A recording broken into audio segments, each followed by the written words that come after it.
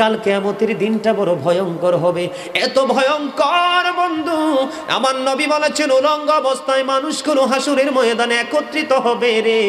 ও বন্ধু, প্রত্যেকের কবর থেকে ওই হাসরের ময়দানটা কমপক্ষে 50,000 বছরের রাস্তা হবে রে বন্ধু।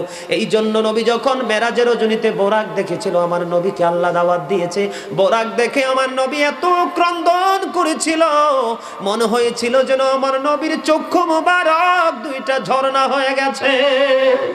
রে যুবক, কাল কিয়ামতের দিন ঘাম এত ঘামবে রে, কেউ মাজা পর্যন্ত, কেউ নাভি পর্যন্ত, কেউ বা আবার পুরো শরীর বন্ধু ঘামের নিচে ডুবে থাকবে, আবার মাথার মগজ টকবক টকবক করে উতরাইতে থাকবে রে।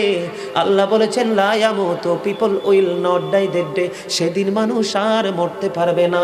আল্লাহ বলেছেন ফিহা ওয়ালা ইয়াহইয়া, people will not be able to live that day, মানুষ সেদিন বাঁচতেও পারবে না। আবার আল্লাহ বলেছেন অমাহুম আনহা বিগাইবিন, people will not be able to escape that day, সেদিন মানুষ সেখান থেকে পালিয়ে যেতেও পারবো না রে। দুর্গাপুর